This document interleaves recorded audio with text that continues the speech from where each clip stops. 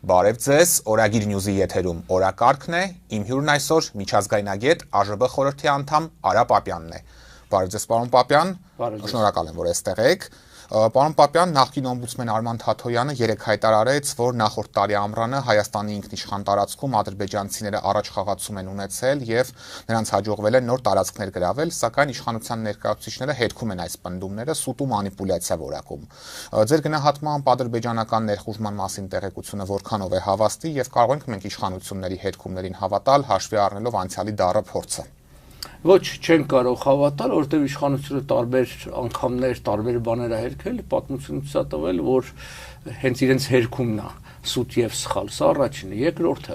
նախադեպը ցույց է տալիս, օրինակ այլ տարածքներ վստահաբար գրավված կան,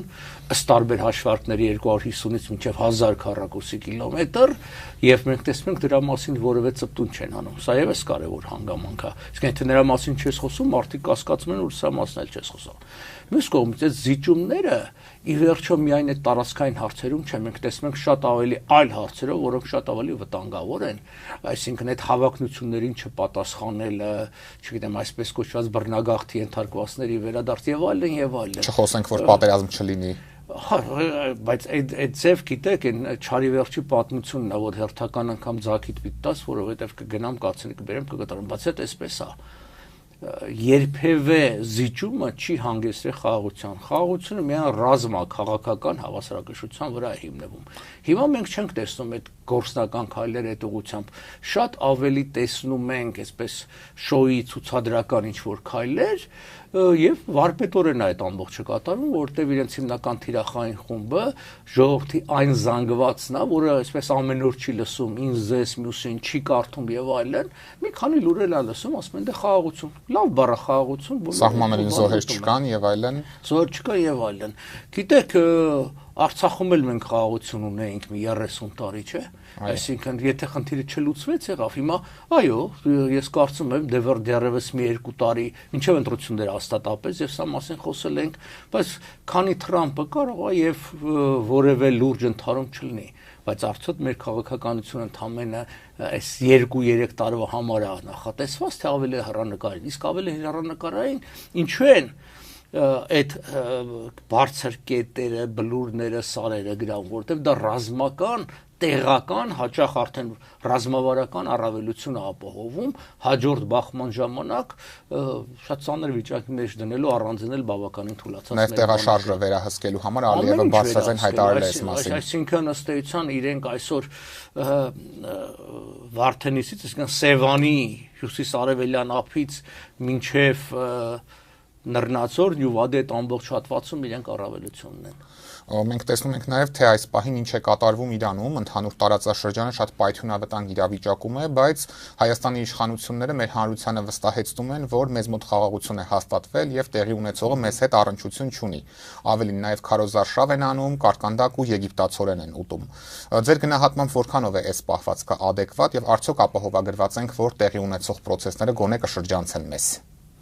Տարածաշրջանում այն ինչ հիմա տեղի ունենում, սա կանխատեսել էր եւ բազմաթիվ անձինք այդ սրա մասին նշել էին, որ Բալկաններից հետո վերադասավորման հարցը գալու է միջին արևելքին եւ մեծ միջին արևելքին եւ այստեղ շատ ավելի խորքային եւ մեծ տեղաշարժեր են տեղի ունենում, հետեւաբար մեզանով չի որոշված, որ մենք պիտի ուղղակի պատրաստվենք վատագույն տարբերակին, ասում հույսը դիր լավ տարբերակի վրա, բայց պատրաստիր վատագույն։ Այդ վատագույնին ես չեմ տեսնում, ընդհանրապես նաև հաշվի առնելով այն, որ այս իշխանությունը որևէ անգամ փոքր ծրագիր չի կարողացել հաջողությամբ, թե դրանք չգիտեմ չի անընդհատ ներկայացնում են իբր հաջող, բայց երբ որ վերցնում ես իրենց նախընտրական ծրագիրը ինչ են խոստացել, իսկ դա է, այսինքն օրենքը դրա համար չի հիմա հաշվետվություն կա, որ մարդիկ նորից ձայն տան կամ չտան իրենց նախընտրական ծրագիրը դա իշխող կուսակցության կամ քաղաքական ուժի համար օրենք է, ինքը դրանով պիտի առաջնորդվի։ Դրանից դուրս ցանկացած բան անելու համար ինքը պիտի մանդատ ժողովրդից հերթական անգամ ստանալ, դրա համար չէր ստացել, մասնավորապես ենք Արցախի ուրացում ես քաղաքական մեծ փոփոխությունները եւ այլն, եւ հակառակը խոստացածները պիտի աներ։ Չի արել։ Հիմա դեռևս, այսպես ասենք, ուղղակի վտանգ Հայաստանին չկա։ Հասկանալի է, որտեղ այնտեղ արդեն շատ ավելի մեծ խաղեր է, բայց գիտեք ինչ է, օրինակի համար այսօրվա այս խաղաղությունը միայն մի բանի վրա է խարսխված, դա Ալիևի բարի կամքի վրա է։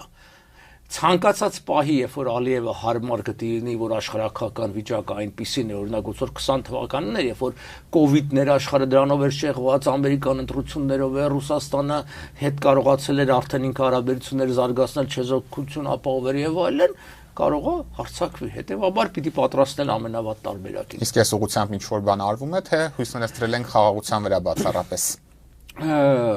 Այսպես ասենք,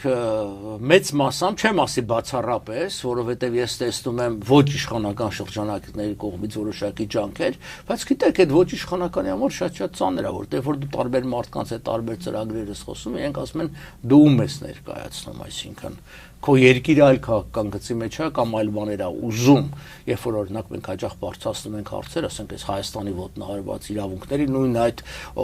Ադրբեջանի կողմից օկուպացված տարածքների մասին, ասում է ձեր իշխանությունը ոչինչ չի ասում, հիմա ձեր ժողովուրդն է հաշտ է ասում, ինչ հաշտ է, քանի որ մենք չենք տեսնում այդ բողոքի ցույցերը եւ այլն։ Հիմա այս ընտրություններում եթե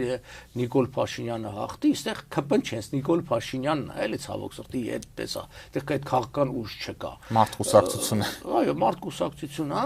սա ավելի շատ հիշեցնում է ուժ լճացման շրջանը, երբ որ դեռ ժամանակը մի քիչ պոլիտբյուրոյի մեջ մի 4-5 հոգի մարդ կան։ Հիմա ԿՊ-ի պոլիտբյուրոյի մեջ 4-5 հոգի չկա, այսինքն ինքը մենակ է։ Եթե հանկարծ նա վերընտրվեց, իսկ վերընտրվելու համար այնտեղ օրինական ու անօրինական հազար տեսակ միջոցներ կա, ինքը ասել է, տեսեք, ես սրա մասին խոսել եմ, դուք համաձայնել եք այս բոլորը տալու, զիջելու, ընդունելու եւ այլն, ուրեմն ես մանդատ եմ ստացել։ Դրա համար Նիկոլ Փաշինյանը չպետք է ընտրվի այս ընտրություններում։ Իսկ Իրանի մասով ինչ գնահատականներ ունեք, պարոն Պապյան, կարծես թե Իրանը դիմանում է ավելին, ոչ միայն լուրջ հարվածներ է հասցնում ոչ միայն Իսրայելին, այլև տարածաշրջանում ամերիկյան ռազմաբազաներին ու մերժում է բանակցությունները վերսկսելու առաջարկը։ Արդյոք սա նշանակում է, որ Իրանը երկարատև պատերազմի է գնում եւ ունի արդյոք այդքան ռեսուրս։ Իրանական մշակույթը ընդհանրապես զողողությունների մշակույթ է, այսինքն այդ ֆիդայիզմի գաղափարը իրենց մեջ կա եւ շիիզմը դա շատ է ընդունում։ Բայց հարցը տեսեք հետեւյալն է։ Նայենք Իրանի շահերի տեսակետից եւ Հայաստանի շահերի։ Արդյոք Իրանի այս դիմանալը Իրանի համար, հենց Իրանի համար լավ է թե վատ։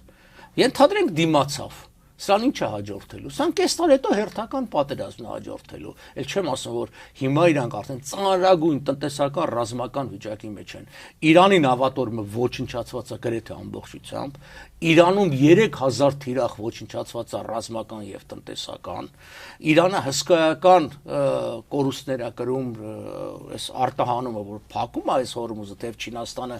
պնդեց, որ բացեն, բայց ինքը այդ ամբողջը կորցնում, այսինքն Իրանը այստեղ շահող դուրս չի գալու որևէ դեպքում։ Բայց նաև հսկայական կորուստներ է պատճառում Իսրայելին էլ, ամերիկյան կողմն էլ։ Չի, օրինակ ինչ ես ասում, ռմբակոծել է մի քանի ռազմաբազա, ամերիկացիները ընդունել են 4 զոհի արկայությունը, թող 4 չլինի, 44։ 200 թիվներ համացանցում շրջանառվում լինի։ Թող 400 լինի, ասենք դա ինչ է Ամերիկայի կամ Իսրայելի համար։ Այն խնդրի դեպքում, երբ որ իրանք այսքան դրած լուծում են։ Այսօր փոխվում է միջին արևելքում գերակա ուժի հարցը, տեսեք, ով է այսօր թիվ 1 դաշնակիցը եւ թիվ 2 դաշնակիցը արևմուտքի այս մեր տարածաշրջանում, այսինքն կամ ակտիվ, իհարկե Իսրայելն է, չէ՞, Ամերիկայի դաշնակիցը։ Հիմա մյուսը Թուրքիան է հավակնություններ ցուցաբերում։ Իսրայելի եւ Թուրքիայի միջև շատ ծրված հարաբերություններ կան։ Հիմա արդյոք Հայաստանի շահի տեսակետից Իրանի եւ Արևմուտքի միջև հարաբերությունների բարելավումը բխում է մեր շահից։ Միանշանակ բխում է։ Ինչու, ինչ կբխ հետևի սրանից հետո մեզ համար։ Եթե իշխանափոխություն կամ քաղաքականության փոփոխություն եղավ Իրանում, նշանակում է լարվածություն Արևմուտքի եւ Իրանի, Իսրայելի եւ Իրանի միջև թուլանում։ Օրինակ, Ադրբեջանը կորցնում է իր կարեւորությունը իրանց աչքում միանշանակ է Ադրբեջանի կորուստը շատ կարևոր է շատ կարևոր է այսօր հրեական լոբին այն ինչ որ անում է Միացյալ Նահանգներում Ադրբեջանի համար այլևս չի անել ընդհակառակը մի բան էլ հակառակը աշխատելու մյուսը Թուրքիայի կարևորությունը կտրուկ նվազելու է Իրանը վերադառնալու է այն դիրքերին աստիճանաբար ոչ մի անգամից ինչ որ մինչև 79 թվականներ ինքն է դառնալու հիմնական դաշնակից այսինքն մոնե մյուսը Թուրքիա եւ Իսրայելի միջև հակասությունը որ արդեն կա սա ավելի է սրվելու եւ գնալու է բաց բախումների որը բոլորն են կանխատեսում այսինքն հետեւաբար Թուրքիայի գլուխ ոնց ասած խառը կլինի այլ ճակատում եւ Քիթը չի մցնի հարավային Կովկազ եւ այս Ադրբեջանն էլ այստեղ կզսպվի այս մասով։ Այո, եւ նաեւ բանը այս արդեն մեզ համար մեծ առավելություն, անվտանգային առով, տնտեսական առումով։ Փաստորեն Իրանը դուրս կգա մեկուսացումից եւ նշանակում է հսկայական ներդրումներ կլինեն Իրանում, որից Հայաստանը կշահի։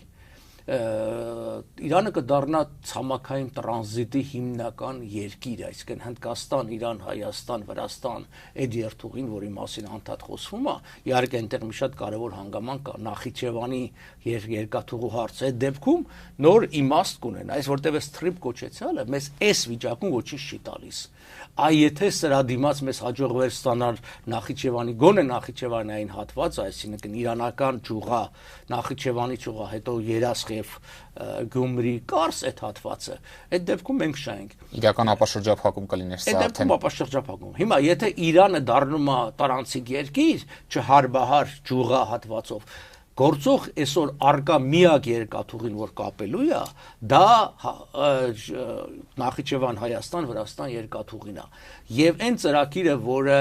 տասնամյակից ավել կարողանում էր կասեցնել Իրան, այսինքն Ռուսաստան, Ադրբեջան, Իրան, այսինքն երկու աստարանների միացումը ադրբեջանական եւ իրանական ապառեշտ Ղազվին, Թեհրան եւ Պարսից ծոցես գիծը, որտեւ եթե այն շահագործման հանձնեն, մեր վիճակը ավելի է վատանալու, իսկ այս մյուս գիծը կարող աշխատի միայն այն դեպքում, եթե հարաբերությունները լավանան, այսինքն Իրանը դառնա միջազգային տարանցիկ փոխադրման, հատկապես Չինաստանի դեմ հակակշիռ հանդիսացող հնդկական ապրանքների Եվրոպա տեղափոխելու հիմնական ճանապարհը։ Իսկ це Իրանի մասով ինչ է կանխատեսում, իշխանությունը կդիմանա, թե այնուամենայնիվ վարչակազմի փոփոխությունը անխուսափելի երևույթ է արդեն դառնում։ Դե արդեն կա,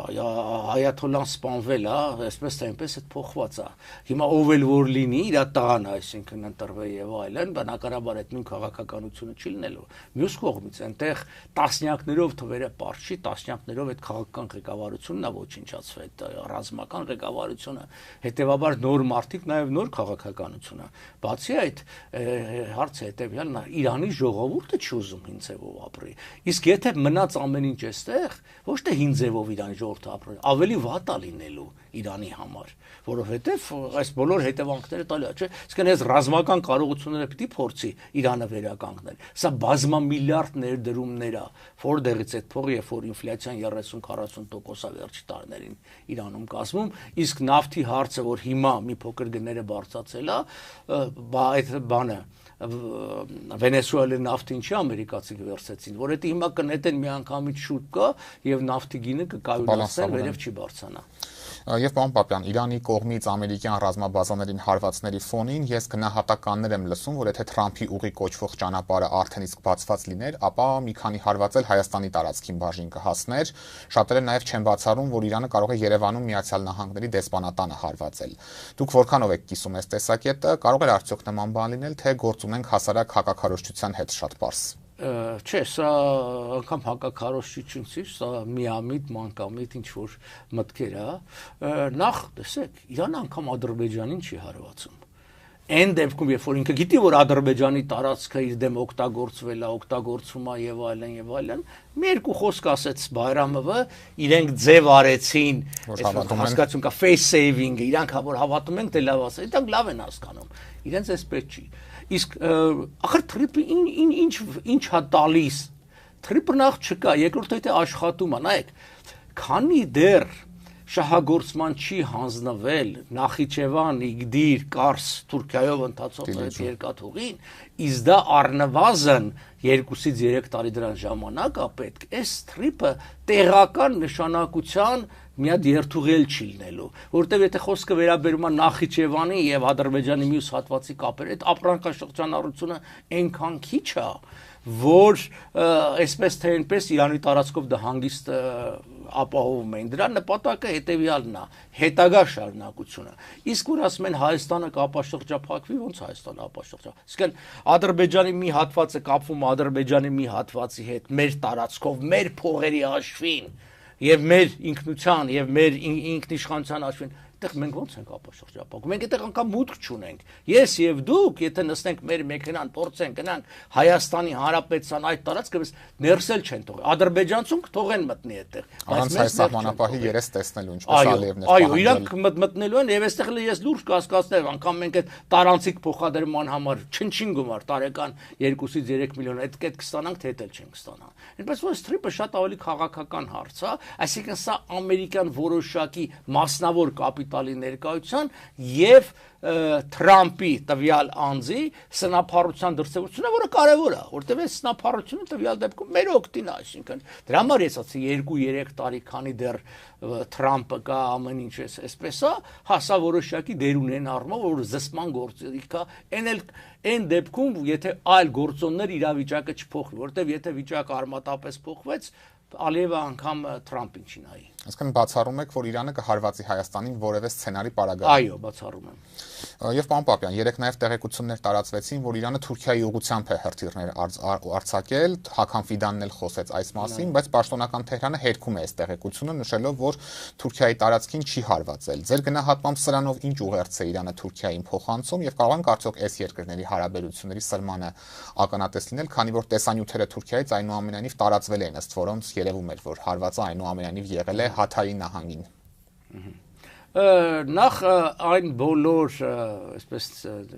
պատկերները, որ կա որ հարվածել է, այսինքն Բահրեյնին, չգիտեմ, Կատարին եւ Կատարին հատկապես, եւ absolutely հասկանանք, սա ամերիկյան ռազմաբազաներին է հարվածել։ Սրանք էքստերիտորիալ տարածքներ են։ Սա ինքը խփում է, ոնց որ ասած, Ամերիկային եւ ոչ թե նույնը հիմա Ինչիրլիկի մասին կար տեղեկություն, որ խփել է Ինչիրլիկին եւ այլն, չգիտենք։ Հիմա այսպես է հարցը, որն է նպատակը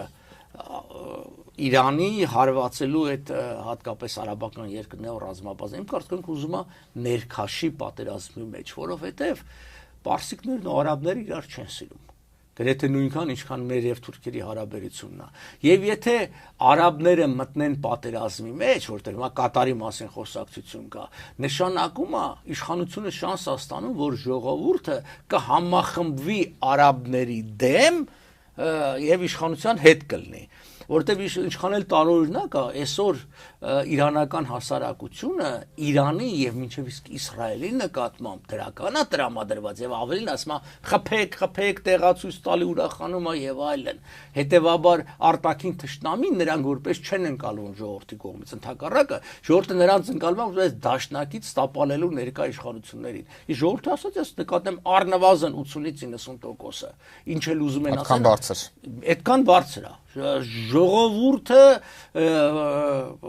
լրիվ այլ վերաբերմունք ունի, ատելությունը սեփական իշխանությունների նկատմամբ շատ բարձր է, որտեվ այդ տառապանքը շատ է։ Հիմա Թուրքիայի պարագային այդ սրումը անխուսափելի է լինելու։ Դրա համար եւ սրումը Իսրայելի հետ անխուսափելի է։ Եթե դուք նայում եք այս վերջի տարիներին, տեսեք, Իսրայելի բոլոր հակառակորդները եւ թշնամիները չեզոքացվեցին։ Սկսած Հեզբոլլահից, Համասից, որպես ուժ, Սիրիան չկա, Իրաքը չկա, որպես բան։ Դե Եգիպտոսը վաղուց որոշակի խաղաղության պայմանագիր կար եւ այլն,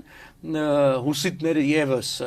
բանը ջախջախ։ Կարճ ասած, հիմա ով է մնացել Իսրայելին որպես թշնամի եւ Իրանը։ Բայց ինչա է սարում, որտեվ Իսրայելը պատրաստվում է ամենամեծ պատերազմին, դա Թուրքիայի դեմ պատերազմն է։ ինքը պիտի ապահովը սկավելին Իրան դաշնակից է պետք այնպեսի դաշնակից ինչպես Իրանն ինքը դրան է որտեվ այսօր գնում է այ ամենասկզբին վերադառնանք միջին արևելքում գերիշխանության հաստատման հարցը միջին արևելքում առաջիկա տարիներին գերիշխողուժը լինելու է Իսրայելը Իսկ ինչ եք կարծում Իսրայել-Թուրքիա պատերազմը որ ժամանակներում կարող է տեղի ունենալ տեսանելի ապագայում թե ավելի հեռու ամերիկյան հետազոտողներից եւ մեր լավ ընկեր Մայքլ Ռուբինը դա նշել էր մինչև 36 թիվ առաջին տասնամյակը եւ դրա մասին ես ինքս խոսել եմ եւ սա միայն Ռուբինի տեսակետը չի ես շատ բարձր պաշտոնյայի հետ հիշում եմ մի 2 տարի առաջ հանդիպեցի Միացյալ Նահանգներում եւ Woodrow Wilson-ի գիրքը տվեցի եւ ասեց սա պահեք առաջիկա 10 տարում կարող է ձեզ պետք գա ինքը գիտեր դրա մասին ասեց maybe sooner շատ հնարավոր է որ ավելի շուտ հասկանում եք բոլորը կա քաղաքականություն իրական որը հասկանում են եւ կա քաղաքականություն որը առերես ցուցադրական է այդ ատելությունը որ կա Թուրքիայի արևմուտքի նկատմամբ Միացյալ Նահանգների Իսրայելի եւ ընդհանրապես արևմտյան արժեքների Էրդողանի կառավարման օրոք եւ հակառակը դա արկա է բայց բնականաբար թուրքերը այդ առումով բավականին ցուցադրական քաղցր հարաբերություններ պահելու կողմնակից են տեսեք իրենք Հայաստանի նկատմամբ ինչ լավ խոսքեր կարող են ասել քաղցր բան եւ դա ասում են անգամ 100 տարի առաջ բայց դա չէր խանգարում իրանց հայերին կոտորել ջարդել եւ բոլոր քայլերը անել Հայաստանի դեմ հիմա էլ ասում են եկեք պայմանավորվենք այն ժամանակ էլ Դե միշտ էլ ասել են հիմա էլ Ադրբեջանն այսինքն որ այստեղ ուզում են ծախեն թեև Ալիևը այդ առումով ավելի ազնիվ է Ալիևը չի թաքցնում իր մտադրությունները Հայաստանը սարքելու իր պրոտեկտորատը Պարզ դրա մասին խոսում է Եվ խոսենք նաև ներքաղաքական զարգացումների մասին իշխանության ներկայացուցիչները վերջին օրերին վստահորեն պնդում են որ իրենք այս ընտրություններում ավելի շատ ձայն են ստանալու քան 2021-ին են ստացել եւ նշում են թույլ չեն տալու որ Գյումրի երկուսը տեղի ունենա երբ ընդդիմությունը կմիավորվի ու իշխանություն կվերցնի Ձեր գնահատմամբ ինչով է այս վստահությունը պայմանավորված եւ կարող են ենթադրել որ ինչ որ կենտրոններից նրանք արդեն իսկ իրենց վերընտրվելու երաշխիքները ստացել են Նիկոլ Փաշինյանի իշխանությունը տարբեր հաճախ իրարամեջ կենտրոնների հավանությունն ունի Ինչու որովհետև ինքը բոլորի ասածն անում է այսինքն ինքը մեր ձեր հաշվին սպասարկում է նրանց շահերը սկսած Միացյալ Նահանգներից վերջացած Ռուսաստան, Թուրքիա, Ադրբեջան բնականաբար իրենք ասում են Նիկոլը լավ է ինչի պիտի կա օրինակ չգիտեմ Պողոս Պողոսյանը, Պետրոս Պետրոսյանը որ հայտնի չի ինչ է կամ մտածում են որ պրոռուսական է եւ իրենք գիտեն նաեւ Նիկոլ Փաշինյանի պրոռուսական լինելը բայց ինչպես էլի մեկը ասեց նայեք Նիկոլ Փաշինյանը պրոռուսական չի, ինքը պատեհապաշտ է Եվ եթե մենք ենք ուժեղ մտնում, ինքը թեքվում է մեր կողմ։ Իսկ կան մարդիկ քաղաքական դաշտում, որոնք այսպես հավատավոր պրոռուսական դաշտից են։ Նիկոլ Փաշինյանը մենք ցանկացած պահին կարանք մեջտեղից հանենք եւ արևմտամետ ուժ կա։ Երբ որ ասում ես, բա ինչի հիմա արևմտամետ ուժերին չեք աջակցում, ասում են դե հիմա դրա ժամանակը չի։ Իրանի հարցը պիտի լուծվի, որտեվ Հայաստանը արևմտամետ առանց արևմտամետ Իրանի, դա փակուղի է։ Դա մեր վրա ավելորդ ծախս է, ավելորդ ջանք է, պետք է իմաստ ունենա, այսինքն այդ ամբողջը։ Դրա համար այս վստահությունը, որ խոսում են, հենց այդ անվստահության ցուցանիշն է, ոչ, իրանք ավելի շատ ձայն չեն կարող հավաքել, թեև օրենսդրական իրանք փոփոխություններ են արել, ամբողջ իրավապահ համակարգը դարձրել են իրենց ձեռքին գործիք, այսինքն լինի դատարաններ, նայեք ոստիկանության բյուջեի 3.3 անգամ մեծացումը եւ թվականակի եւ բյուջեի առումով եւ այս նոր լիազորությունները փոփոխությունները այսինքն առաջ օրինակի համար բաներ չէ հետընտրական շրջանում պարտավորություն կար ընտրությունների մասնակիցների ցուցակը փակցնել հիմա դա չկա հանել են այսինքն ես չեմ կարող գնամ տեսնեմ որ այդ իմ հարևանը բարեկամը որը տասնամյակով արդեն Հայաստան չի ընտրությունների մասնակցել է թե չէ եւ իր փոխարեն քվեարկել են եւ աղմուկ անեմ հիմա ես պիտի բողոքարկեմ չգիտեմ վերահաշվարկ եւ այդ դեպքում էլի դու չես իմանում ով է այսինքն ընտրության քվեարկության գաղտնիությունը իրենք մեկնաբանում են իրենց ոչ պետք է մասնակցել թեև չմասնակցելու արծ երբեք ընտրության գաղտնիության հետ կապ չունի որովհետեւ ինքնին դա գաղտնիք չի որտեվ ոնց որ ասած բոլորը տեսնում են մարդը մտավ ընտրատեղամաս այսինքն ստացվում է Սերժ Սարգսյանը ավելի ժողովրդավար էր քան Նիկոլ Փաշինյանը որ իր օրոք հրապարակվում էին Փաշինյանի օրոք վերացվում է նայեք Նիկոլ Փաշինյանը շատ հարցերով առավելի բռնապետական է, բայց ինքը կարողացել է հաղթել մի բանով, ինքը ցույց տա որ։ Տեսեք, անդադ մի հատ խոսք ասում են, չէ՞, ժողովրդի կողմից ընտրած կամ ժողովրդի քվեն ստացած եւ լեգիտիմ։ Որ մեկը չի ստացել։ Նիկոլ Փաշինյանը մայիսին ընտրվել է, հետո որպես արդեն գործող վարչապետ դեկտեմբերին քվե է ստացել։ Էդզև Քոչարյանն էլ ա եղել։ Էդզև Սերժ Սարգսյանն էլ, այսինքն որ մեկը չի ստացել այդ տեսակով։ Ոչ մեկը ընտրությամբ չեն եկել։ Այո, ոչ, Հայաստանում դեռևս ընտրությամբ իշխանափոխություն չի տեղի ունեցել։ Հայաստանում միշտ տվյալ պահին գործող իշխանությունը հաղթող է եղել, եւ սա շատ վատ ցուցանիշ է։ Այսինքն ժողովրդավարության առումով։ Մյուս կողմից, երբ որ մենք տեսնում ենք այսպես կոչված ներկուսակցական քարոզչության անվան տակ պետական միջոցներով Նիկոլ Փաշինյանը որ տավուշ լորի է գնում, ինքը իր կուսակցության եւ իր գրպանից է վճարում այդ մեքենաների վարձը եւ այլն, թե ինքը մեր հաշվին գնում է այնտեղ եւ այդ քարոզչությունն իրականացնում։ Կամ այն քայլերը, որ ինքը անում է, շատ երկրներում ընդունված չի եւ դա ճիշտ է։ Ընտրություններից առաջ 1 տարի դու չես կարող այնպիսի փոփոխություններ անել, որոնք ընտրության ելքի վրա կազդեն, որտեղ դա ակնհայտ է, որ դա քարոզչություն է։ Հիմա ընտրություններից 2 ամիս առաջ, երբ որ խոսում ես, որը բյուջեի մեջ նախատեսված չի թոշակների բարձրացման մասին, չէ, դա ակնհայտ ընտրակաշարք է, որովհետև դու չես կարող բյուջեի մեջ նման ծախս նախատեսել, որը նախորդ տարի երբ որ բյուջեն հաստատվել է, այս բյուջեն օրենք է, այսօր նման ծախս անես, այսինքն դա այն փոքր ծախսը չի, 5-10 միլիոնը չի, որ ռեզերվից, այսինքն կառավարության չոր արկա միջոցներից, դա տասնյակ հարյուրավոր միլիոնների մասին է խոսքում մի տարվա մեջ։ Մենակ այդ տարբերությունը կարծեմ 150 միլիոն դոլար է եւ ավել։ Հատկապես երբ ասում եք բարձրացնենք, չգիտի թոշակառուն ինչ է անել։ Այո, եւ ակնհայտ է, որ իրանք կողքից համոզել են, որ ես գիտես շատ լավ է դրամարել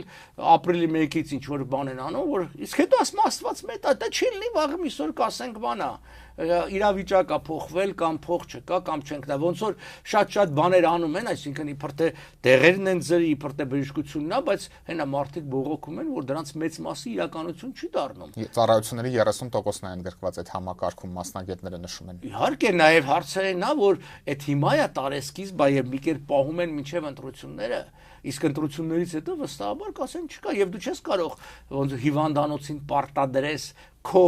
գներն ու պայմանները։ Մենք վերադառնում ենք սովետական բոլշևիկյան կառավարությանը, որ թղթի վրա կար այդ ամբողջը, ասենք ձրի բժշկություն կար, չգիտեմ, էժան սնունդ կար բան, բայց խանութները դատարկ էին, այսինքն դրա 2 անգամ, 3 անգամ թան գնով դի մարդիկ կնային շուկաներից առնեին։ Հիմա դա գալիս ենք այդ նույն բանը, ասենք, դա ծառայություններն էլ շուկա է, ծառայությունների շուկա, որտեվ երբ որ դու ոչ թե շուկան է կարգավորում այդ ամբողջ, այլ պարտադրանքն է, դա հանգեցնելու նրան, որ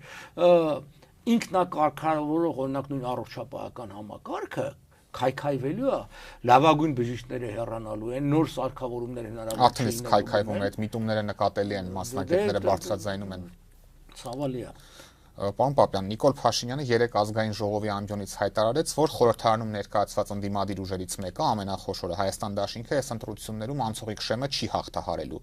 Դուք արևմտյան որևէ երկրում հիշում եք, երբ որ նախընտրական շրջանում գործող վարչապետը նման բան հայտարարի, որ տվյալ ուժը չի հաղթահարելու անցողիկ շեմը եւ կարող ենք սա դիտարկել որպես միջամտություն ընտրական գործընթացի նկատմամբ, անկախ այս ուժի նկատմամբ ունեցած մեր վերաբերմունքից։ Այո, անկախ այդ ուժի նկատմամբ վերաբերմունքից եւ մյուսների, նախ սա նախընտրական շրջան չի։ Օրենքը սահմանել է նախընտրական շրջան, դա 40 օր ընտրություններից առաջ։ Սա մեկ։ Երկրորդ, ինքը չի կարող խորհրդարանի ներսում, որտեղ ինքը հանդես է գալիս որպես վարչապետ, հանդես գալ եւ նման հայտարարություններ անի։ Երբ որ կսկսի պաշտոնական քարոզչությունը, երբ որ ինքը, եթե ճիշտ ուզում եք դիտարկեք, ինքը պիտի ոնց որ ասած մի անգամ արեց, բայց շարունակեց մնի հրաժարականներ տվել, բայց շարունակեց օգտագործել այդ 2 անգամ 18-ին էլ 21-ին էլ։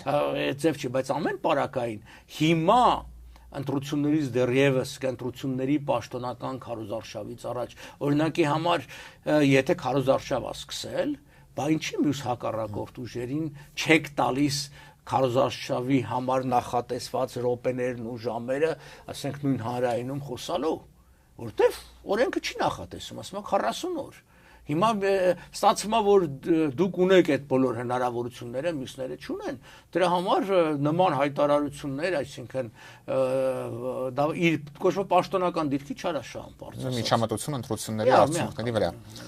Եվ Միացյալ Նահանգների փոխնախագահ Վենսը Երևանում հայտարարեց, որ ինքն այս ընտրություններում Նիկոլ Փաշինյանին է աջակցում, ավելի վաղ նման բան Հական Ֆիդանն էր հայտարարել, բայց Ֆիդանը այն պաշտոնյան չի, որը նման ազդեցություն ունենար, քան Միացյալ Նահանգների փոխնախագահը,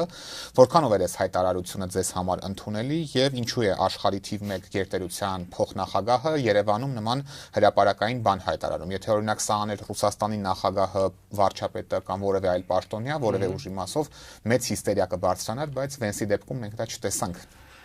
Ինձ համար ընդունելի չի, որ որևէ երկրի պաշտոնյա միջպետական այցի ժամանակ, սա միջկուսակցական այց չի եղել, միջպետական այցի ժամանակ նման հայտարարություն է անում, անկախ նրանց այդ հայտարարությունը հօգուտ, չգիտեմ, Նիկոլ Փաշինյանի, թե հօգուտ Արա Պապյանի կլինի։ Դա իրավասությունների շրջանակից դուրս է եւ այո, դա միջամտություն է ներքին գործերին։ Մյուսը ինքը Վենսը շատ լավ հասկանում է, թե որտեվ իրենց հենց հարցումներն են ցույց տալիս, որ Նիկոլ Փաշինյանի ցուցանիշները, այսինքն հավանության բավականին ցածր է, որտեվ իրենք այստեղ տարբեր կառույցների միջոցով հետազոտություններ են անում, բայց քանի որ կա այդ նույն թրիպի հարցը, իսկ թրիպը դա մասնավոր ընկերության, սա ուզում եմ շեշտել, շատերին սա ներկայացնում է, նախ սա ամերիկյան ներդրում չի։ Սա որովհետև սա ամերիկյան պետության խնդիրը չի, սա Trip Company կոչեցյալ կառույցի, որի 74%-ը ամերիկյան ընկերությանն է պատկան 26-ը, մենք չգիտենք ինչքան ժամանակ, սա ելնելու։ Հիմա ներդրումների մասին խոսքը գնում է BlackRock-ի կողմից։ Իմ ասած այն նախորդ հիշում եք, որ ասացի տարածաշրջան կառավարումը հանձնվելու է Իսրայելին։ BlackRock-ը դա հրեական մեծ կապիտալն է։ Հիմա Ալիևը մեր նման մի ամիջ չի։ Ալիևը ուզում է ներդրումներ անի եւ մտնել BlackRock-ի միջոցով ներդրում եւ փայատեր դառնա Trip-ի, որովհետեւ պայմանագիրը նախատեսում է, որ կողմերը իրավունք ունեն, ճիշտ է, մյուսի համաձայնության, բայց իրավունք ունեն իրենց բաժնետոմսերը վաճառելու կամ նվիրելու երրորդ կողմերին։ Եվ սա կարող է ստեղծել մի իրավիճակ, որ երբ որ այդ Trip-ը մեծանա, այսինքն այդ դրան կծվի թուրքական շարունակությունը եւ իսկապես կարեւորվի, այդ ժամանակ մեկ էլ հանգարց կպարզվի, որտեղ դա 40 տարով է, որ Հայաստանը ունի 26%, Ադրբեջանը ունի 36%, չգիտեմ, մյուս եւ այլն, եւ այդ ամբողջը բան լինի։ Դրա համար սա անձնական խնդիր էր, պայմանավորված Թրամփի, այսպես ասած, հաջողությունները ցույց տալով եւ դրա գինը, այսինքն Trip-ի դիմաց պիտի ամերիկան ինչ-որ մի բանով հատուցեր։ Եվ այդ բանով հատուցեց, որտեղ Փաշինյանի վերընտրությունը։ Ոչ թե Փաշինյանի մասին այս խոսքը ասելով։ Հիմա կվերընտրվի թե չէ, դա շատ մեծ հարցականի տակ։ Այս խոսքն ասեց, հիմա էլի մեծ հարցական է, արդյոք սա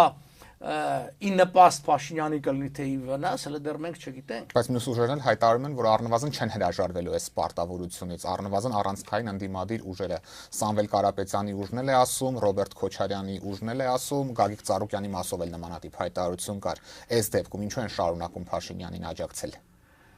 Որովհետև Փաշինյանին հաջողվել է եւ դրա մեջ իրականություն կա այդ մյուս ուժերին ցույց տալու պրոռուսական, իսկ իրեն ես ցույց տալ բառն եմ ասում, ոչ թե իրական, եւ ցույց տալու իրեն որպես արևմտամետ։ Ես վերադառնում եմ իմ ասածին, կան հավատավոր ռուսամետներ եւ պատեհապաշտ ռուսամետներ, սրա մասին է խոսքը։ Եթե Հայաստանում լիներ ուժեղ իսկապես պրոարևմտյան ուժ, իսկ մենք այդպեսին ենք, բայց մենք հասկանում ենք, որ այդ միջոցները մենք այս պայքարի ժամանակ ոչ թե 100,000-ավոր դոլարներ են լինելու, այլ տասնյակ միլիոնավոր դոլարներ։ Իսկ մեր նման քաղաքական ուժը, որը չի սպասարկում որևէ երկրի, այդ թվում ոչ Ամերիկա, այդ տասնյակ միլիոնները չունենք։ Հետևաբար, այստեղ ձեր նշած ուժերն են հիմնական դերակատարող խաղալիանք, նայում են դաշտին Նիկոլ Փաշինյան, այսպես ասած Քոչարյան, ավելի Սամվել Կարապետյան, Քոչարյան, Գագիկ Ծառուկյան։ Հետևաբար դեսրանց մեջ ավելի լավ, չգիտեմ, լինի Նիկոլ Փաշինյան, որին հեշտ կարելի է փոխել։ արտահերթ ընտրություններով ցանկացած պահի կարելի է Նիկոլ Փաշինյան փոխել։ Դեռ հաջողվում է համոզել, որ ինքը արևմտամետ է։ Ցավոք սրտի դեռ հաջողվում է։ Անկամ այն դեպքում, երբ Լեհաստանում հայտարարում է, որ ռուսական ռազմաբազան դուրս բերելու մտադրություն չունի։ Այո, բայց դրա ալընտրանքը արևմուտքի աչքին ովքեր են, այս ամբողջ հարցը։ Ովքեր են։ Այ ուրիշ բան, եթե այն ինչ որ ասվում էր ժամանակին, որ եւ նաեւ 21-ի ժամանակ, եթե Քոչարյանն ու Սերժ Սարգսյանը չմտնեին ընտրապայքարի մեջ այն ժամանակ, չէր վերընտրվի հաստատվանը Նիկոլ Փաշինյանը, նրանց մեջտեղ գալն էր, որ մարդկանց ստիպեց։ Ես դա վերացական չեմ ասում, մենք հարյուրավոր, հազարավոր հետևորդներ ենք ունեցել, որոնք եկել են ասել են, մենք ձեզ ենք օրինակ քվե տալու, բայց այն պահին, որ վախեցանք հանգարց Քոչարյանը վերադառնա, նախընտրեցինք Նիկոլ Փաշինյանին։ Հասկանում եք, քաղաքականության մեջ կարևոր չի իրողությունը ինչպիսին է, կարևորը անկալումների հարցը։ Եվ քանի որ Քոչարյան դեմոնիզացված է, հասկանում եք, ինքը շանս չունի ժողովրդի աջակցությունը ստանալու։ Ինքը պիտի հասկանա եւ չմտնի զման, որտեվ իրենով ան, այ Սամվել Կարապետյանն ուրիշ բան է։ Սամվել Կարապետյանի ընկալումը, ինչքան էլ իշխանությունը փորձում է նրան նույնականացնել լրիվ Ռուսաստանի հետ, չի ստացվում։ Այնտեղ կա մի ազգային, այսպես ասած, բաղադրիչ իր կերպարի մեջ, որպես ազգային բարերարի, որպես եկեղեցու աջակցող, պաշտպանող, որպես մեր ազգային ինքնության հիմնասյուն եւ այլն։ Եվ սա է կարևորը, ինչա թիրախավորում հենց եկեղեցուն եւ նրա կապում Ռուսաստանի, որտեվ կերպարը պետք է դու կերպարը փչացնես։ Եթե հաջողվեց Սամվել Կարապետյանին կապել Ռուսաստանի հետ եւ եկեղեցուն փչացնել, Նիկոլի շանսերը շատանում է։ Դա ման ինքը ամեն ինչ եկեղեցու դեմ է։ Իսկ եթե հակառակը չի հաջողվում։ Եվ եթե հակառակը Սամվել Կարապետյանը հետևողականորեն շարունակի մնալ ազգային գծի մեջ, շատերը երբ որ պահը կգա ընտրության Նիկոլ Փաշինյան դե Սամվել Կարապետյան, անգամ որպես չարյաց փոքրագույն ընկալելով անգամ Սամվել Կարապետյանին որպես չարիք, որտեղ ռուսական, որ ընտրելու են չարյաց փոքրագույնը, որտեղ Նիկոլ Փաշինյանը դա արդեն դա արևմտյանը չի, դա թուրքական վեկտորն է։ Դա ապազգային թուրքական վեկտորն է եւ հասկանալի է, որ մարդիկ թեկուզև ժամանակավոր, թեկուզև այս վիճակը կայունացնելու համար կնախընտրեն ոչ թուրքական ղեկավարություն Հայաստանի։ Փաստացի չեք բացառում, որ Սամվել Կարապետյանը ընտրություններով կարող է հաղթել Փաշինյանին։ Չեմ բացառում, ես չեմ կարծում որևէ քաղաքական ուժ կա, որ այդ թվում նաև ԿՊ-ն եւ 50%-ից ավել հավաքի։ Սա կախված է թե ընտրություններից հետո ովքեր խորհրդարան կմտնեն, կոալիցիայով օրինակ։ Կոալիցիայով ով կլինի։ Եթե Նիկոլ Փաշինյանին հաջողվեց իր ստեղծած այսպես կոչված ազգային կամ արևմտածք ինչ որ 1-2 փոքր կուսակցությունները մտցնի, որոնք 5-6-7% հավաքեն, որ միասին նաև կախում ունի քանի տոկոս ձայները կփոշիացվեն, որ հետո համամասվորեն վերաբաշխվեն, որովհետեւ ինքան 50% լինի, այդ դեպքում կկարողանա ինքան, բայց այդ առումով նույնպիսի շանսեր է ստանում Սամվել Կարապետյանը, որովհետեւ այդ համամասնորեն կիսվել է նախորդ ընտրությունների ժամանակ 21-ի փոշիացվել է ամեն 5-րդ ձայնը, ասենք մոտ 20%, 19 բան։ Դրա նախորդում 15%, 14-ը ինչքան, ասկին ամեն 6-7-րդ ձայնն է փոշիացվել։ Հիմա ես վստահ եմ կփոշիացվի 20-22%, այսինքն առնվազն, եւ սա շատ կարեւոր է, այդ 20%-ը թվում վրա կբաշխվի։ Ենթադրենք, եթե 7-8%-ը առաջի տեղը գրաված քվեներովին ավելանա միանգամից եւ մի 7% էլ այլ կուսակցության 15% ավելանային կուսակցության վրա, որ ասենք 35-36 կավակի, ինքը կձևավորի խորհրդարան։ Դրա համար այստեղ այդ բաներից է կախված, թե երկրորդ, երրորդ եւ չորրորդ տեղերում եղող կուսակցությունները արդյոք նախ կանցնի 4 կուսակցություն թե չէ, եւ նրանք ում կտան քվե, որտեւ այսօր դուք ժողովուրդը չհավատա, շատերին ինչ են ասում, մենք չենք միանա Նիկոլ Փաշինյանին, չենք, մենք տեսել ենք քաղաքային ընտրություններ ենք տեսել, չէ՞ որ Արամ Սարգսյանի կուսակցությունը բացառում էր Ավինյանի հետ համագործակցությունը։ Իհարկե, միանում են, ասում են բանն անում, հիմա հայտնի խոսք է, չի ասում,